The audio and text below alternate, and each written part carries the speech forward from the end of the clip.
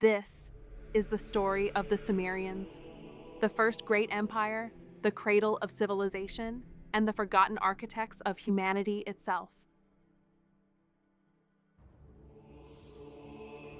Long before the pyramids rose above Egypt, before the pharaohs, the Greeks, or the mighty Romans, there existed an empire so ancient that it was almost erased from memory. This empire laid the very foundation of what we now call civilization. It was born in a land between two rivers, the Tigris and the Euphrates, in what is today southern Iraq. This land was known as Sumer. The Sumerians were not just farmers or settlers, they were creators. They were the first people to build cities, to write words, to organize governments, and to dream of eternity. Their story begins over 5,000 years ago, when the world was still wild and humanity was just learning how to live together in peace.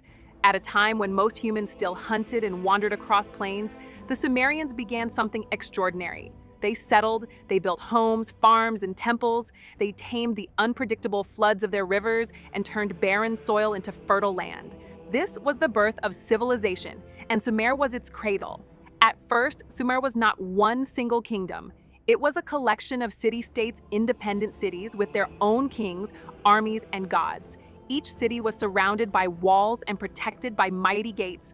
There was Uruk, one of the greatest cities the world had ever seen. There was Eridu, Lagash, and Nippur, each a small kingdom of its own. These cities were connected by trade and divided by rivalry, but together they created something the world had never seen before: urban life. Uruk alone had nearly 50,000 inhabitants, making it the first true metropolis in human history. Its bustling streets were filled with merchants, farmers, craftsmen, and priests. At its center stood a massive temple tower, the ziggurat, built in honor of the gods who, they believed, ruled both heaven and earth. Every morning, the city awoke to the sound of temple bells. Smoke from the sacred fires rose into the sky, carrying prayers to the heavens. To the Sumerians, their gods were everywhere in the rivers, the wind, and the stars above. Life in Sumer revolved around pleasing these gods, for they controlled everything: the harvest, the rain, and even the fate of kings. But perhaps the Sumerians' greatest achievement was something that forever changed humanity: writing. Around 3200 BCE, they invented a system of symbols called cuneiform, tiny wedge-shaped marks pressed into wet clay. At first, it was used for simple accounting to record trade, taxes, and goods. But soon, it became something far greater. Through writing, they began recording stories, laws, and prayers. For the first time in history, human memory could live beyond the spoken word. One of the oldest surviving stories on Earth, the Epic of Gilgamesh, was written by the Sumerians. It tells the tale of a mighty king searching for immortality, struggling to understand life, death, and destiny. It's more than a story, it's a mirror of the human soul, written over 4,000 years ago, and it still speaks to us today. From their clay tablets, we also learned how advanced the Sumerians truly were. They invented the wheel, the plow, and even irrigation systems that controlled the mighty floods of their rivers. They created mathematics and divided circles into 360 degrees. They measured time using 60 minutes in an hour, a system we still use today. They mapped the stars, studied the planets, and charted the movements of the moon. For the Sumerians, the heavens were not just beautiful, they were a message from the gods. Theirs was a world guided by faith, reason, and discovery, all coexisting in perfect harmony. As the Sumerian cities grew richer and more powerful, so did their ambitions. Trade routes expanded, wealth poured in, and soon the question arose: who should rule over it all? Every city had its own king, known as the Lugal, meaning great man. These rulers were more than politicians. They were seen as chosen by the gods themselves, guardians of the divine order on earth. A Sumerian king was expected to be a warrior, a priest, a judge, and a shepherd to his people. He led armies into battle, presided over religious ceremonies, and protected his city from chaos. In their view, chaos was not just an enemy, it was the greatest threat to existence. The Sumerians believed that without order, the universe would fall apart. And so, their kings ruled not by power alone, but by divine duty. At the center of every city stood the ziggurat, a massive temple built in steps that reached toward the sky. It symbolized a bridge between heaven and earth, where gods could descend and humans could rise. The ziggurat was not a place for worshippers, but for priests. They performed daily rituals, offered sacrifices, and studied the stars to interpret the will of the gods. The priests were the link between people and the divine, the keepers of knowledge and time. Each city had its own patron god. Uruk was home to Inanna, goddess of love and war. Eridu worshipped Enki, god of wisdom and water. Nippur belonged to Enlil, lord of the skies. To displease a city's god meant disaster, floods, famine, or defeat in battle. To honor them meant prosperity and peace. Religion guided everything in Sumer, from how people farmed to how they married to how kings ruled. It was not just belief, it was law. The Sumerians were among the first to build organized societies. They developed laws, courts, and even schools where young scribes learned the art of writing. The most talented of these scribes became the record keepers of the empire, writing everything from royal decrees to trade receipts. It was an elite skill, respected and feared, for those who could write could preserve truth or twist it. Daily life in Sumer was surprisingly advanced. Their cities had neighborhoods, markets, and workshops. Farmers grew barley, wheat, and dates using irrigation canals that stretched for miles. Craftsmen worked with copper and gold, creating jewelry and tools. Women in Sumer held important roles. They owned property, ran businesses, and even served as priestesses. In a world dominated by men, this was rarest sign of just how complex and progressive Sumerian society had become. Trade made Sumer rich. Caravans carried goods across deserts and seas from Persia, India, and Anatolia. They traded grain, wool, and pottery for precious metals and rare stones. Sumer's influence spread far beyond its borders, inspiring neighboring peoples to adopt its ways. Even Egypt and the Indus Valley were touched by Sumer's brilliance. But with great wealth came great rivalry. City-states often fought for control over land and water. Their wars were brutal, but organized, fought with bronze weapons, chariots, and disciplined armies. And so, the story of humanity's first empire was also the story of its first wars. Yet even in their conflicts, the Sumerians dreamed of peace. They sought to understand the meaning of life, the nature of the gods, and the destiny of mankind. In their myths, humans were created not from glory, but from clay to serve the gods and maintain order on earth. They believed the afterlife was a dark, shadowy realm where souls wandered forever, a reflection of their struggle to control the chaos of nature. Still, they built monuments, wrote poetry, and searched for immortality through wisdom and memory. They knew that one day their bodies would vanish, but their words would endure. And they were right. From these humble beginnings rose kings who would shape the destiny of all Mesopotamia. Among them stood Gilgamesh, the legendary ruler of Uruk, 2/3 divine, 1/3 human. His epic would become the oldest surviving story in human history, a tale of friendship, power, and the eternal search for meaning. Through Gilgamesh, the Sumerians asked the same question we still ask today: what does it mean to live? What does it mean to die? And can a man's name truly live forever? As centuries passed, the Sumerians reached the height of their power. From the dusty plains of Mesopotamia rose a civilization unlike any before, it a place of knowledge, innovation, and divine wonder. This was the golden age of Sumer, a time when humanity took its first true steps toward the future. In the heart of every city stood a ziggurat, towering high above the flat horizon. These magnificent temples were built layer upon layer, each level rising closer to the heavens. Their tops were said to be the meeting place between gods and men. The ziggurat was more than stone and mud brick, it was the beating heart of Sumerian life. Inside, priests studied the stars, recorded time, and watched the changing of the seasons. They believed that the gods revealed their will through the skies, and so astronomy was born. By observing the heavens, the Sumerians created the world's first calendar based on the cycles of the moon. They divided the year into 12 months and time itself into hours and minutes, a system we still use more than 5 millennia later. But their brilliance didn't end there. The Sumerians mastered engineering and architecture on a scale that defied their era. They built canals that turned dry land into green fields, feeding thousands. Their cities were surrounded by walls of baked brick, massive fortifications against both floods and invaders. They constructed houses with courtyards, public squares, and even drainage systems long before the modern age. Inside the cities, craftsmen shaped metal, stone, and clay with astonishing precision. They created sculptures, jewelry, and pottery that still survive today, whispering stories of a people who sought perfection in every detail. Science and mathematics were their tools of survival. To measure their land, they invented geometry.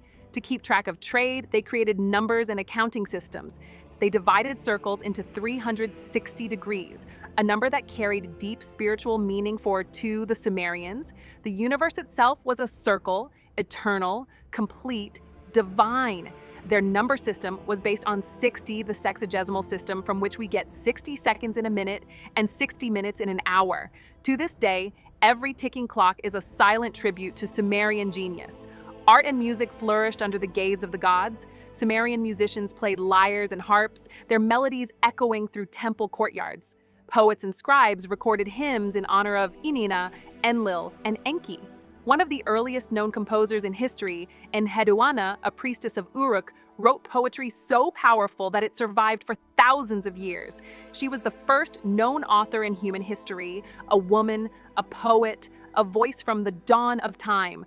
Through her words, the Sumerians learned that the pen could be as mighty as the sword. Their society was complex and organized. At the top were kings and priests, the chosen of the gods. Below them were merchants, artisans, farmers, and soldiers. And at the base were slaves, usually prisoners of war or those who could not pay their debts. Yet even in this strict hierarchy, there was a sense of order, of justice. Sumerian law, long before Hammurabi, established rules for property, trade, and family. They believed that justice came from the gods and that every man had a duty to live honorably in their sight. The Sumerians also had an incredible understanding of medicine. Clay tablets reveal prescriptions made from herbs and minerals. They performed basic surgeries and recognized symptoms of diseases, proving that their curiosity reached beyond the physical into the spiritual. They believed that illness was caused by spirits or the anger of gods, but healing required both faith and knowledge. It was one of the earliest attempts to bridge science and religion, a balance humanity still seeks today. During this golden age, trade flourished more than ever before. Caravans crossed deserts, ships sailed the Persian Gulf. The Sumerians traded with faraway lands, Elam, Egypt, and the mysterious Indus Valley. They exported grain, textiles, and tools, and in return received gold, silver, and exotic stones. These exchanges carried not just goods, but ideas, language, technology, and culture flowed along these ancient routes. Through trade, the Sumerian way of life spread far beyond its borders. Their influence shaped the birth of every civilization that followed, but perhaps their greatest gift to humanity was writing the voice of eternity. Cuneiform was not just a script. It was the key to immortality, the power to record, remember, and dream. Through it, they documented their triumphs and tragedies, their prayers and laws, their love and fear. Every clay tablet they left behind became a message to the future. And thousands of years later, when archaeologists uncovered them, those messages began to speak again. The Sumerians were gone, but their words had survived. For centuries, Sumer thrived, its cities shining like jewels across the desert. But all golden ages must fade. Greed, rivalry, and time itself began to turn against them. The rivers that once gave them life grew unpredictable. Wars between city-states became endless, and beyond their walls, new powers were rising, watching, waiting, preparing to take everything they had built. The Age of Light was about to meet the Age of Fire. For more than 1,000 years, the cities of Sumer stood as beacons of human brilliance. They tamed rivers, built temples that touched the sky, and carved their stories into stone. But no empire lasts forever. The same forces that built Sumer would also bring about its end. It began slowly, a change in the wind, a shift in the land. The great rivers of the Tigris and Euphrates, once the lifeblood of the empire, began to betray them. Floods became unpredictable. Rainfall grew scarce. The fertile fields turned dry and cracked under the burning sun. Year after year, harvest failed. The canals that once carried water became channels of dust. And the people of Sumer, the masters of irrigation, found themselves powerless before nature's wrath. Some scholars believe it was climate change. Others point to over-farming or salinization, the slow poisoning of the soil by salt. Whatever the cause, one thing is certain: the land that once gave life now demanded it back. Hunger brought unrest. Unrest led to war, and soon the city-states turned against one another. Ur fought Uruk, Lagash fought Umma. Each king claimed divine right, each prayed for victory, and each forgot that they were once one people. The cries of the gods were drowned by the sound of swords. The golden age of peace became an age of endless blood. And then came the outsiders, the Akkadians, fierce people from the north. Led by a man named Sargon of Akkad, they swept across Mesopotamia like a storm. Sargon conquered city after city, uniting Sumer under his rule. He built the world's first true empire, stretching from the Persian Gulf to the Mediterranean Sea. For a time, it seemed the Sumerians would live on through this new power. Sargon admired their knowledge, their writing, their gods. He adopted their culture and made it the foundation of his own. But even the Akkadians could not escape fate. After centuries of rule, the Akkadian Empire too began to crumble. Invasions, droughts, and rebellion shattered its strength. The Sumerian cities, once mighty, fell into ruin. By the year 2000 BCE, the land of Sumer, the birthplace of civilization, was fading into history. Ur, the last great city, fell to foreign invaders. Its ziggurat stood alone against the winds, a silent monument to a vanished world. Yet, though their cities crumbled, the Sumerians themselves never truly died. Their language, their gods, their inventions, all were passed down to those who followed. The Babylonians adopted their writing and laws. The Assyrians built on their science and astronomy. Even the ancient Hebrews, Greeks, and Persians carried echoes of Sumer in their myths and legends. The Sumerians gave us the wheel, the plow, the written word, and the very concept of civilization. Every empire that came after, from Rome to modern nations, walks in their footsteps. Today, only ruins remain buried beneath the sands of Iraq. But if you listen closely, the wind still whispers through those stones. It speaks of kings and gods, of love and war, of a people who dared to dream at the dawn of time. They were the first to ask who we are, why we exist, and what legacy we leave behind. And in that question lies the soul of humanity itself. The Sumerians may be forgotten by name, but their spirit lives in every city we build, every law we write, every story we tell. They were the first chapter of our shared human story, and even after 5,000 years, their light still shines through the dust of time.